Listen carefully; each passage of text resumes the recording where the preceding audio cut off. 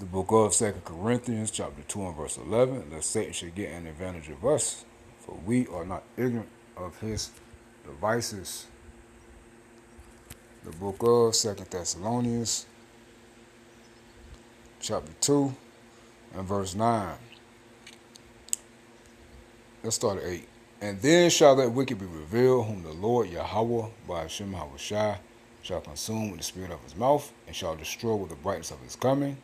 Even him whose coming is after the working of Satan, with all power, and signs, and lying wonders, and with all deceivableness of unrighteousness in them that perish, because they receive not the love of the truth, that they might be saved, 2/3 of Israel. And for this cause God Yahweh shall send them strong delusion, that they should believe a lie, that they all might be damned, who believe not the truth, will have pleasure in unrighteousness. All praises to Yahweh, by Hashem Hawashi, Wahava Kakudash. Double honors to the elders and the apostles of the great millstone. Shalom to the hopeful elect that's seeking to be the elect of the nation of Israel.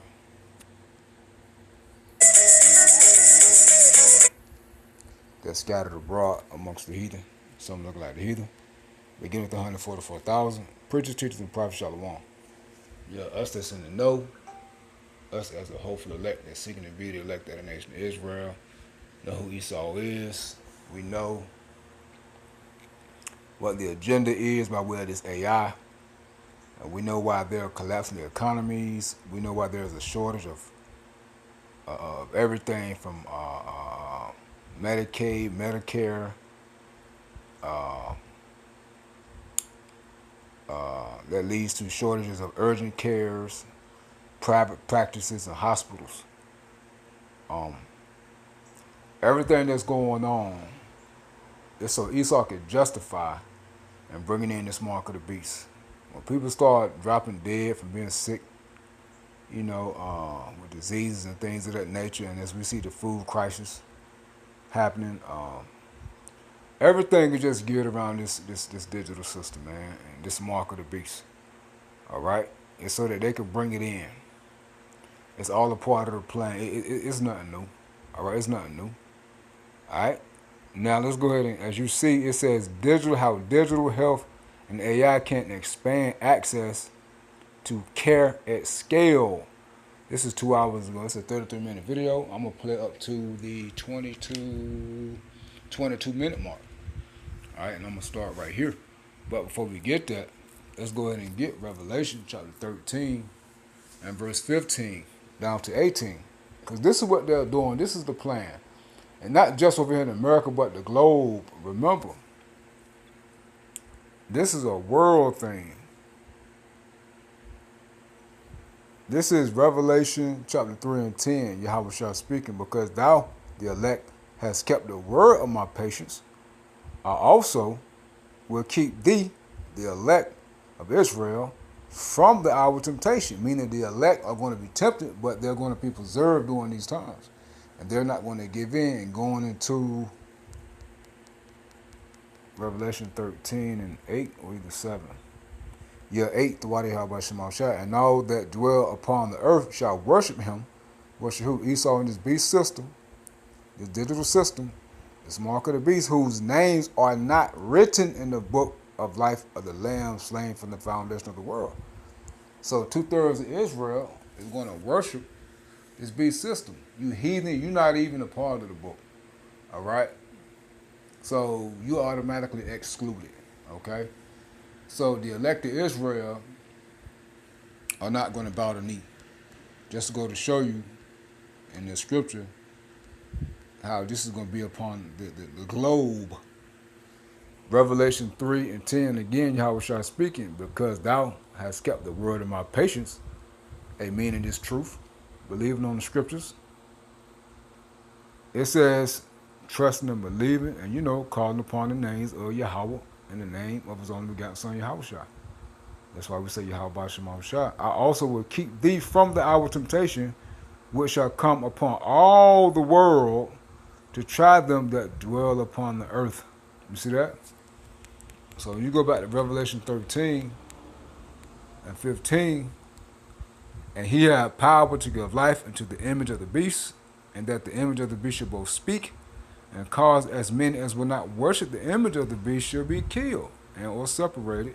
And he caused all, both small and great, rich and poor, free and bond, to receive a mark, the RFID chip, in their right hand or left hand, or in their foreheads, the brain chip Neuralink, and that no man might buy or sell save he that had the mark, pledge your allegiance you gave in, or the name of the beast, or the number of his name. Here is wisdom. Let him that has understanding count the number of the beast, for it is the number of a man, and his number is 636, and that's his beast system, this digital system. Now this is what's coming. Everything is geared towards that system. Now real quick, let's read this article, then we'll play the video. Because see, you got a few states that's still trying to put laws in place that's saying they're not going to give in to this digital ID. Look, nice try. You have people trying to move to certain states. Look, nice try. We just read in the prophecies, the words of Yahweh Shema Shai are happening, and they're going to continue to play out. You can't offset prophecy. Hey, the scriptures say, hey, you fighting against the Lord. I mean, you can do it. You can strive against the Lord. You can fight against the Lord. Yeah, you're gonna lose, but you can do it though. It's up to you. It's a great judgment coming though.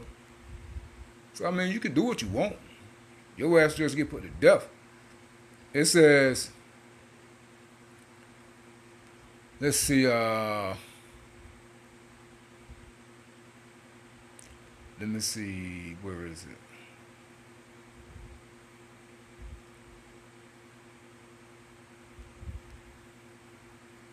It's another one I wanted.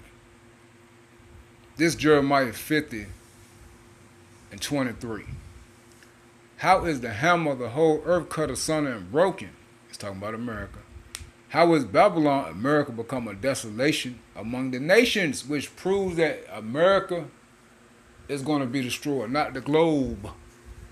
I have laid a snare for thee, and thou art also taken, O Babylon, and thou was not aware. Thou art found and also caught, because thou hast striven against the Lord Yahweh Shema Shai. So you see, this antichrist system, and I hate to say that word because it's anti-anointed. I don't like Jesus and Christ. The hell with both of them. Both the names. And them false doctrines, false gods. But it goes to show you that America is that anti-righteous system that's being used to pollute the minds of the world. Hey, Jeremiah, we did finish that, right? Yeah, we finished that. When you get Jeremiah right,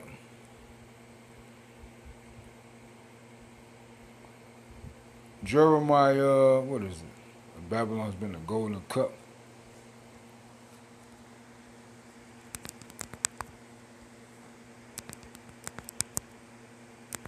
The golden cup in the Lord's hand.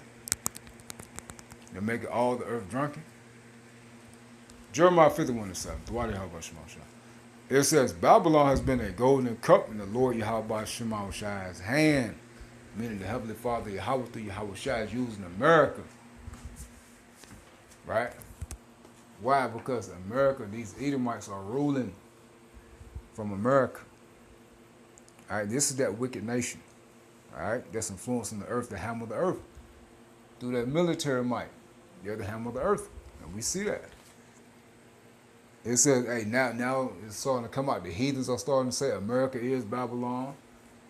Hey, which beginning with our elders and apostles of the great millstone, and big brothers and younger brothers such as myself, been telling y'all, America is Babylon. But now people starting to see that.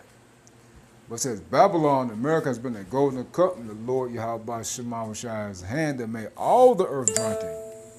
The nations have drunken earth of wine, therefore the nations are mad. So you see, America, hey, y'all see Revelation 17, Revelation 18, America is being used to pollute the earth. Let's get this word drunken real quick. And you see, the entire earth is going to continue to fall after the ways of America until our Lord and Savior Yahushua comes to destroy this place. And also, the allies of America, which we're seeing now, is going to turn on America. And also Russia, the Bear, and the Cubs, Putin in the game, is going to shoot the nukes, man. When it says Shakar, this is drunken. It says become tipsy in a qualified sense to saturate with a stimulating drink or influence. And that's the ways of America, man. Okay? The false doctrines and the lies. So you see, America, remember Trump said, hey, they want to be the head of this AI system, man. All right? Remember, no one's going to top America except Yahushua. All right? When he comes to take this place down. All right? So this place is being used to influence the earth in wickedness. Right? And the end of the system's wickedness is the AI system. All right? Which is being used to break everyone down. Hey, we see the thing, the pale horses is going into the judgment upon America. All right? And how many people are going to be in dire straits because of the death, because of the famine. Hey, that pale horse, which is prophecy, the time of judgment, is what's going to bring in the mark of the beast. Because through these judgments, Esau and these other countries are going to use that as, hey, this is the reason why we need this AI, this digital system, for convenience, for your safety, for your help, for your aid, for your comfort. All right? And they're the ones who are orchestrating everything. They're bringing the chaos and the hell and the death. I mean, it literally tells you that in Revelation 6 and 8, man, the pale horse. But y'all still think it's some man in a red suit, man, with a greased up mustache that curl up, speaking German or some shit. You know, with a damn wrestling suit on, man. Goddamn working on the farm with a pitchfork. Tweaking. All right, hey, no one state, no county, no city, no self-made government. Nobody's going to get out of this, man. No laws, no legislations, or none of that is going to help these states. You people are not going to be able to move to another state, so we're going to bypass that. You could protest, you could cuss, you could fuss, you could post online, you can sign petitions. It does not matter. All right? You are striving against the Lord. All right? Hey, let's get the one to Acts. That's when I really wanted. It just came to me. What is it? It's an Acts. They was telling the apostles not to use the names of Yahweh and Yahushua.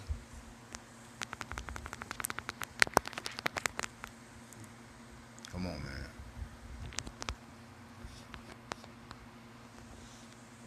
Let me see. Damn, what is we obey? Hold on.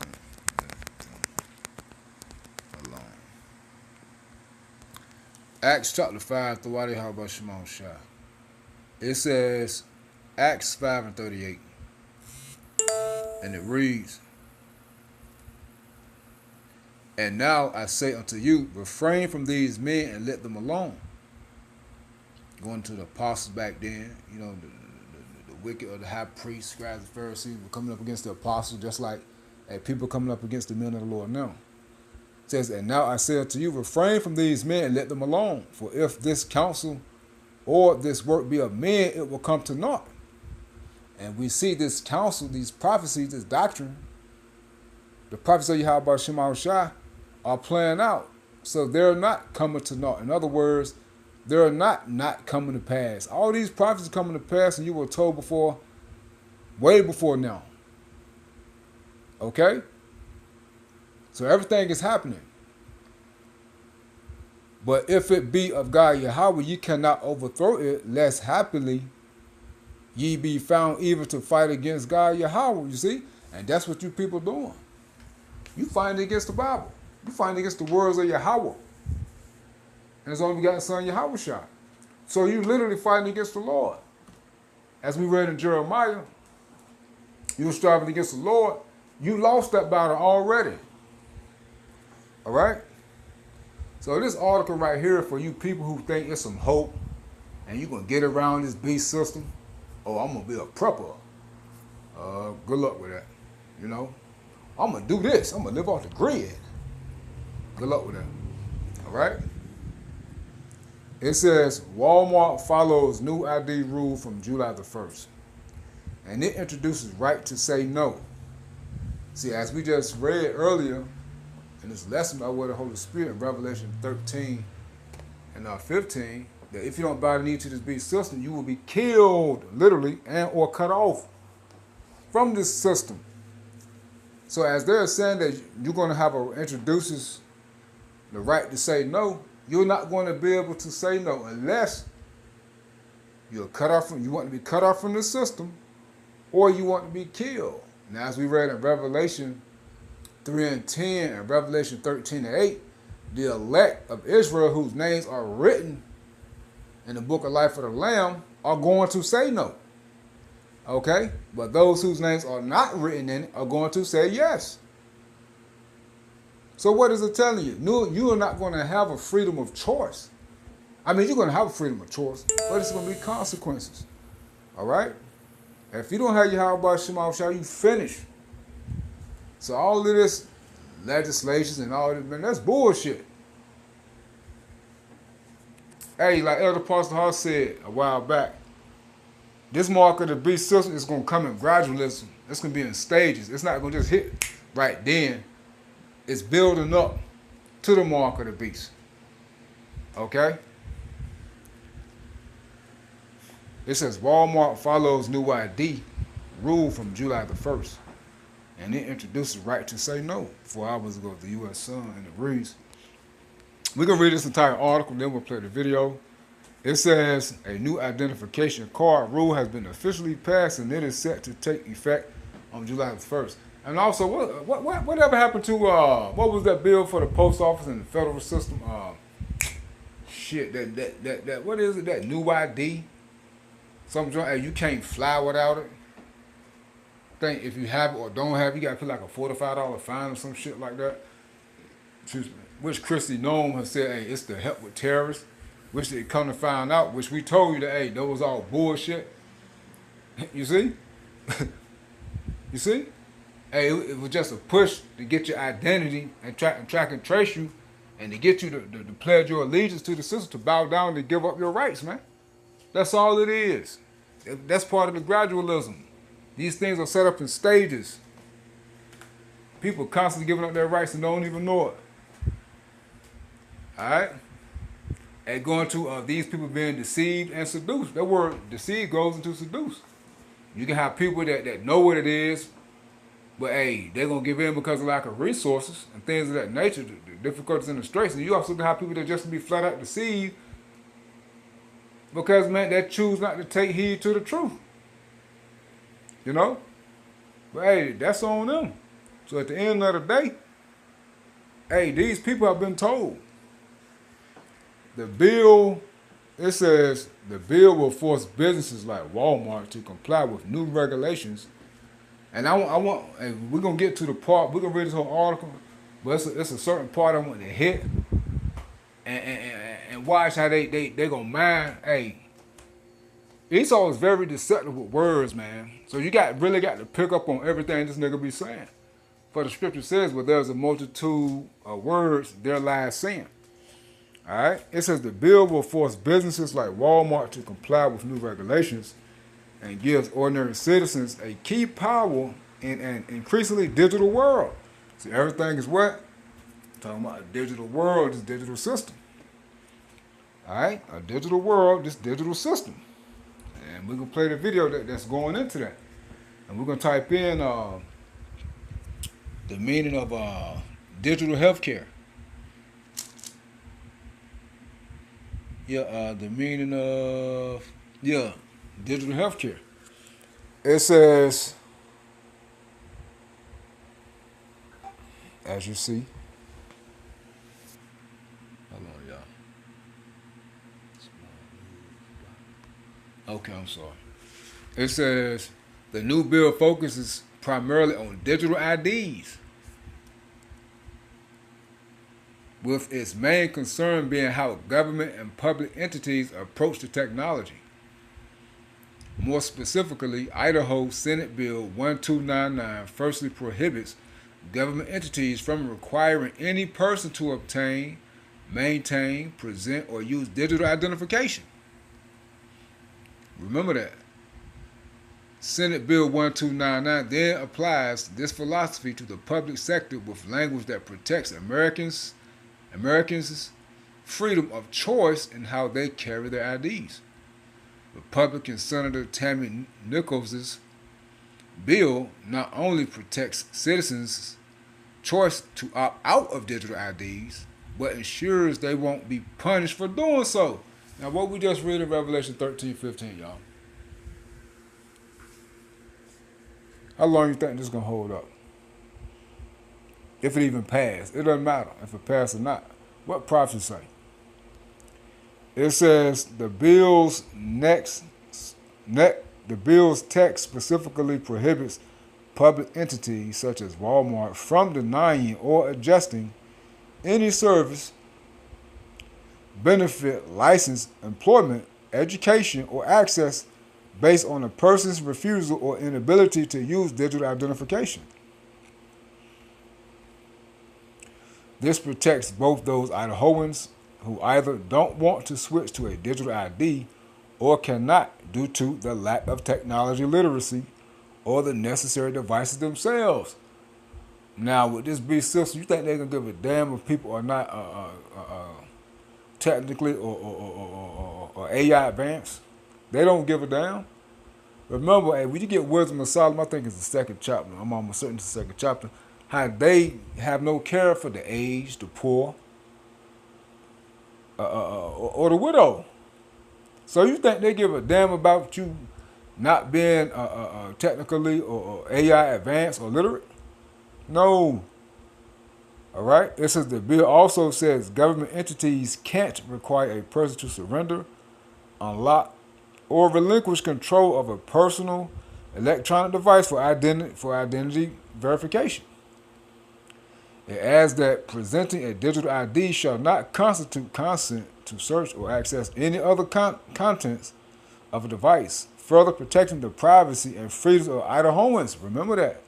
Because remember, this, as we read in Revelation 13, 15 on down, it's deeper than buying and selling. And we've been bringing out the information. It's going to your biometrics, the near field communication chip that's be in it, which is the GPS system. All right, all these things are going to be in the microchip, which people are going to have to put in their bodies in either hand or the forehead. All right, so you're not going to have any privacy. Remember, it's going to be for your convenience. All right, and that's the whole point of this healthcare system, this digital healthcare plan, this new digital healthcare system. It's to monitor your vitals because it's a shortage of nurses and doctors and things of that nature. We've been bringing this up by way of the Holy Spirit. And it's becoming more and more clear as time continues to press on. It says further protecting the privacy and freedoms of Idahoans. However, incidental information gathering that occurs as a digital ID is being presented isn't protected by the bill, with this provision being cut during the legislative process. This effectively means that government employees who observe incriminating notifications or other data can use this information to establish probable cause or as justification for further search or seizure. You see? Let's read that again. This effectively means that government employees who observe incriminating notifications or other data can use this info to establish probable cause or as justification for further search or seizure. So you see, they just told you can have privacy, then they said you're not going to have privacy.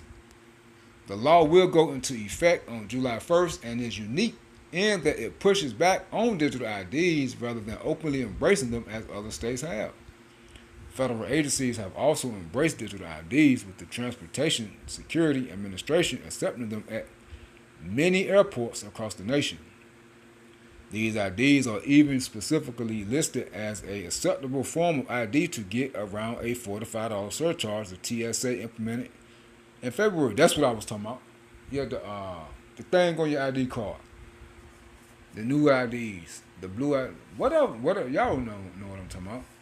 So hey, if you don't have it, hey, it's a $45 charge. Which they say you won't be able to fly, you won't be able to go into these federal buildings. It says the $45 surcharge is applied when travelers don't have an acceptable form of ID. Hey, again, as we stated earlier, all this is gradualism, and must instead use a TSA operated system for identity verification. In addition to digital and real, that's what it is, real ID, the Wadi Hawa Shimam Shah. In addition to digital and real IDs, some other common acceptable forms of ID include domestic and foreign issued passports, passport cards, military identification cards, and permanent resident cards. So you see, all these identifications, hey, eventually they're going to bring forth this MOTB. Now, when you get this video right here, we're going to start it at the...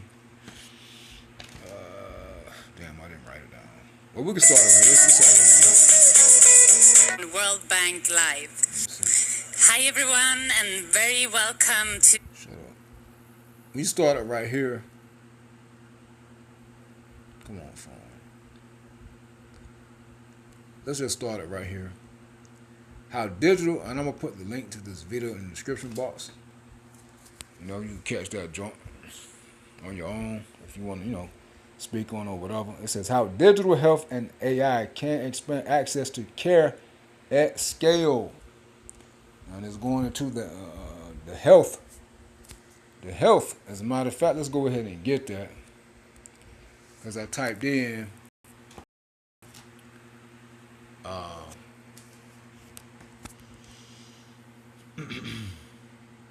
let's see.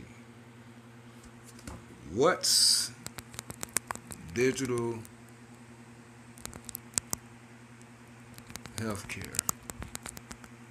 My fault.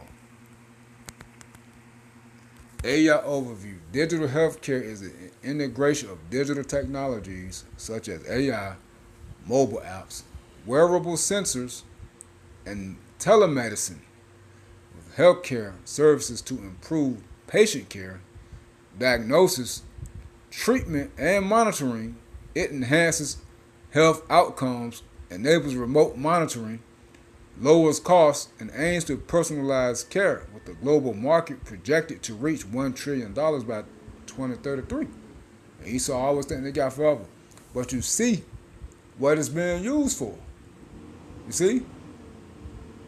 It's digital healthcare system. It's all for what? Your convenience.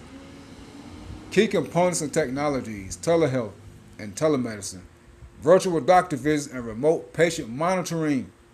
Meaning you don't even have to go in. Hey, we saw that during COVID. COVID came, they said you ain't got to come in. We'll do video chat. They tried to get me with that joint. I said, hell no. Y'all can say it looked like I got something. I said, I don't want no goddamn video chat. You tweak it. It says, I said, I'll come in. It says mobile health. It says mobile health, which is mHealth. Health apps and wearable devices, e.g. smartwatches, tracking heart rate, activity, or sleep. That's the point of the mark of the beast. Hey, it's your biometrics, man. It's going to read your biometrics. Okay? Measuring your body. See, these wearable devices, the smartwatches, the Fitbits and all that, it's gradualism. I don't wear that shit. All right? I don't use none of them apps on the phone or none of that. All right? It says all this stuff is going to be within the MOTB, man, that mark of the beast, man, the RFID chip. Health information technology, electronic health records, EHRs, and data analytics, allowing for secure digital patient data shortage. Allowing for secure digital patient data storage and analysis. Artificial intelligence, AI, and machine learning ML tools for processing large data sets to aid in diagnostics and preventative analytics for personalized treatment. Digital therapeutics, software-driven interventions such as apps designed to prevent or treat medical conditions. Benefits and goals, as you see, improve efficiency reduces the need for physical paperwork. We reported on that. E.g., killing the clipboard. Yep, that's what they call it. And enhances, Trump spoke about that, and enhances efficiency. Increased access provides remote care options, reducing the need for travel, particularly useful for managing chronic diseases. Improved outcomes, enables real-time, continuous monitoring, and faster interventions. In other words, all this for your convenience. Data security. Hey, if they're saying it's for your convenience, hey, they're letting everybody know that diseases are coming, man. It's going to kill a lot of people, and you're not going to have to come in and possibly infect others. They got this shit mapped out to the T, man. Well, Yahweh Shema Shai got them mapping it out on the left-hand side. It says, data security focuses on secure, standardized, and interoperable digital systems. It says common examples: remote monitoring, wearables that transmit data like blood sugar or heart rate directly to a doctor. Virtual wards, use of technology to monitor patients at home following hospital treatment. And you're not going to have to go to the hospital. All right? They can monitor you from home, period. But if you have to go to the hospital, you're not going to have to come in for visits and follow-ups. They can monitor you from the crib. Patient portals, secure websites for accessing personal health information and communicating with providers. So there you have it, man. So let's play this video. Let's play this video, man. Hi everyone, and very welcome. This time. All right. To this event. Welcome those of you who are here and those of you who are connecting with us and watching this on World Bank Live. Today we're going to talk about something important: delivering digital healthcare to 1.5 billion people. Now, that is a very big number, but behind that number are human lives. A child treated on time or too late, a health worker that has the right equipment or not, and a family that falls into poverty because someone got sick or is protected because of health insurance. This is what we are here to talk about. My name is Mirja Schablum. I'm a senior economist here at the World Bank. I'm specializing in partnerships with the private sector, and it's my honor to welcome you to this event and to be your host. So, did any one of you use Google Maps to get here today? One person only? No? All of you? Yeah, that's what I thought.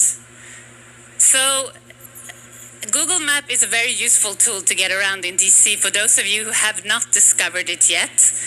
And what is very cool about this session is that we will meet one of the minds behind this invention. He is our special guest, and I'm very excited to bring him up to stage a little bit later in the session. So before we get into that conversation, let me take a moment to update you on the World Bank's health strategy. So, health has always been central to our mission. This is because health matters in its own right. It's about dignity and it's about well-being. We all know that.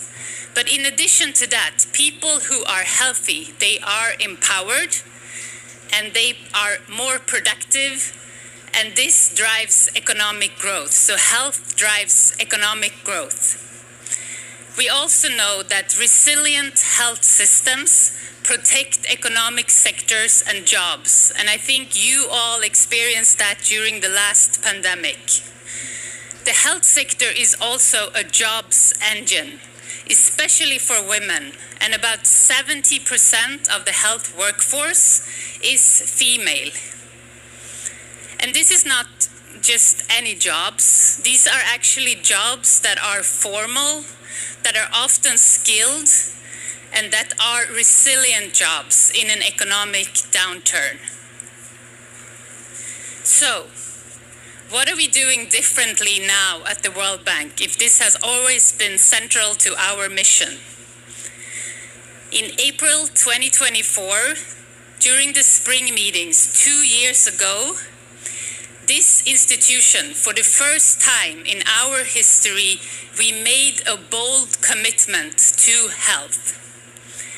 And this is to deliver quality, affordable healthcare services to 1.5 billion people by 2030.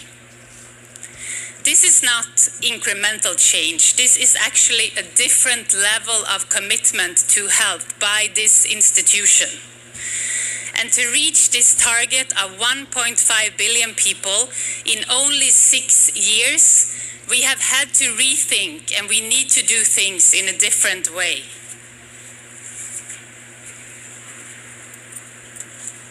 So we are now laser focused on the most cost-effective way to reach more people faster.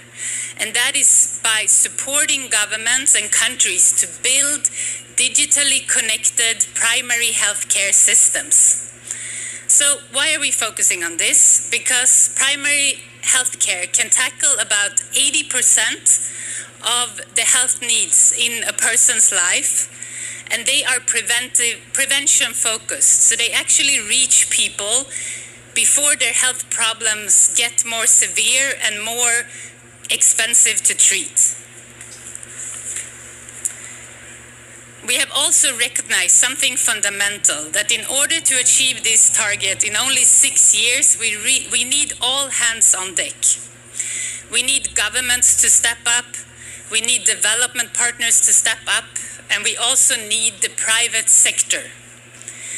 And this is why we are supporting countries to develop national health compacts. So what are these compacts? They are country-led roadmaps for critical health reforms. These compacts, they align partners behind government visions, and they mobilize the private sector where it can make the biggest difference in a healthcare system.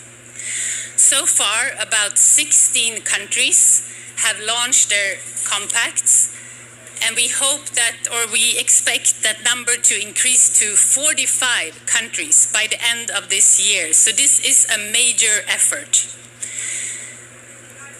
But most importantly, we are starting to see results of these efforts. And today, I'm very pleased to announce that as of end of March this year, we have already reached 575 million people with health services. Yes, a round of applause for that. And all of us have contributed. So let me say it again, 575 million people, that is 38% of the way to our target by 2030. I think it's real progress, but it's also a stark reminder that we have a lot to do in the next 4 years, right? So how did we get there? So we have been focusing on a new generation of World Bank Group projects. And these projects, they are finding new ways to deliver and reach people at scale. I wanted to give you 2 examples about these type of projects. So the first one is Côte d'Ivoire in West Africa. So here, thanks to World Bank Group support, they have rapidly transformed their healthcare system. So reforms expanded health insurance and digital systems, and investments upgraded clinics, and public and private providers have been contracted by the government to deliver care. And the results, they are impressive. In only 2 years, the enrollment in the National Health Insurance Program has increased from 3 million to 20 million people who are now covered by health insurance. Yes, that deserves a round of applause. And that is what scaling looks like. Another project that I wanted to bring to your attention is a project in the Pacific region. In this region, we see a lot of dispersed populations who live on small islands, and distance has always been one of the main barriers to access care. So in this region, World Bank Group support is benefiting 8 island nations, and these countries, they have come together to develop a regional approach to transform their primary healthcare system. So remote communities are being linked to clinics, to specialists, and to hospitals through a regional telehealth network. I think this is really impressive because most people, most governments, they think only about what's happening within their national borders, but here we have a regional approach. It's really impressive. And this approach is being co-financed by several partners, because to reach the scale that we want to see, we need to partner, and this requires strong partnership. Now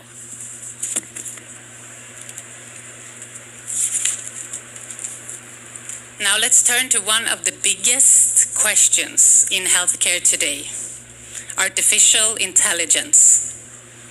I'm looking at your faces.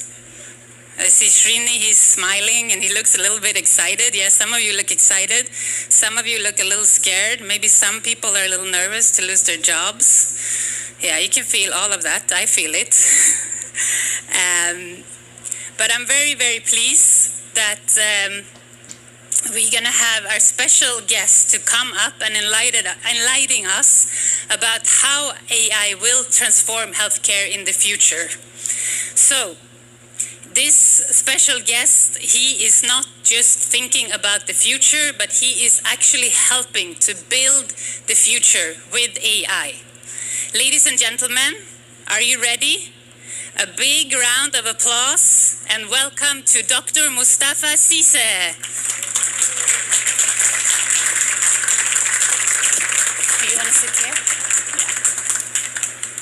So, Mustafa Cissé, you are the founder and CEO of Kera Health Platform, which is a digital health innovator that is based in Senegal, and is also one of the companies that IFC has invested in. But this man is not only a CEO, he's also a professor in machine learning and at the Africa Institute of Mathematical Sciences. And as I mentioned earlier, I think we are all grateful to you to bring us here today. Many people here use Google Maps because it was Mustafa's team at Google, and that was actually the first engineering site and AI research team in Africa that was in charge of building Google Maps. So we're grateful that you're here, and we want to hear about where AI is going to take us into the future. So my first question is that Kera operates in a context that is familiar to many countries. Health workers are scarce. Patients may live many hours away from health facilities. So could you give me a concrete example of how Kera is helping to close this gap? Thank you very much, and thanks for the invitation. I was When I arrived here, I realized I did not have my badge. So we had to run 200 meters or a bit more to a different building in order to get the badge, just because of the way this whole thing was orchestrated. And it actually very much reminded me of how beneficiaries go through the health systems, because the fragmentation of the information routinely leads to the same type of situation. So I come from Senegal. It's in West Africa, and it's a country of about 18 million people. And I actually want to ask a question here, just to answer your question. As we are in the US today, organizations like the WHO, one of the metrics they use to quantify or to assess the quality of a health system is the number of medical doctors per 100,000 people. How many medical doctors do you think we have in Senegal and more generally in Sub-Saharan Africa per 100,000 people? Any ideas? Someone can guess? Can you guess? 10, I don't know. Someone says 300, she says 20. No, you said per 100,000. Per 100,000. Ah, okay. No, Mike, listen to the audience instead. Okay. But you said per 100. So, okay, so she says 1,000. He is a very optimistic person. So, just to give you raw numbers, the average in OECD countries are north of 200. If you are in a very well-off countries like France or Switzerland or Italy, they'll have north of 300 medical doctors per 100,000 people. In Senegal, we have between 7 and 10, depending on the sources, between 7 and 10 medical doctors per 100,000 people. Now, this is already orders of magnitude smaller than where we should be. But it's not the worst part of the story, because it's a ratio. And if you want to improve a ratio, you have to make the numerator grow faster than the denominator. If you remember from high school or even before, right? So the numerator here is the number of medical doctors, and the denominator is the population size. The problem we have in all Sub-Saharan Africa, maybe bar South Africa, is that this denominator, the population, is growing much, much faster than the denominator. So today we have a bit less than 1.5 billion people living on the continent. In 20 to 25 years, that number will reach 2.5 billion. In some countries, actually, it's just literally going to double or grow faster than that. At the same time, the number of medical doctors, and you can extend it to healthcare practitioners, is decreasing even in some places. I was reading an article that was explaining that you have more Nigerian doctors in the UK than in Lagos. And Lagos is 20 million, north of 20 million people living in there. So if we are already in a very bad situation with around 7 medical doctors per 100,000 people, and in 20 years, given that same ratio, we will be even worse. So what can we do today in order to change the situation? The simplest answer could be, let's train more doctors. Well, we can't. We don't have the education infrastructure, and there are time constraints for doing this. The other situation is, let's slow down population growth. We already know we can't as well. And this is where opportunities like artificial intelligence bring exceptionally timely tools to cater to this problem. Why? Because from the numerator side of things, we can build systems that make the medical doctors and the healthcare practitioners and the whole system much more efficient. If they are serving today, I don't know, 30 patients per day, maybe tomorrow they will be able to serve hundreds while increasing the quality of care. But at the same time, we can make the denominator grow much less faster, because if we manage to keep people healthy, if we deliver them the right information, if they diagnose on time, if they are more proactive about their health care, then the ratio, the denominator of the ratio matters much less, because people take care of their health care before they get sick. And AI allows us today to do all of those things, and that's the kind of systems that we are building at Kera Health Platforms, to make quality healthcare universally accessible and to orchestrate the care journey better. Great. Well, thank you so much. That's very... And I'm going to stop it right there. If you want to listen to the rest of the video, I'll put it in the description box, so you see everything is based upon this digital system, man. I just wanted to hit this real quick through the spirit of Yahweh Shema Shai. We are not ignorant of Satan's devices, which is Esau Edom, his plans for the globe. And this was coming, man. This is what's happening. This is what's being put in place. And this is the outcome of all this chaos. Stay prayed for the names of Yahweh Shema Shai. Shalom.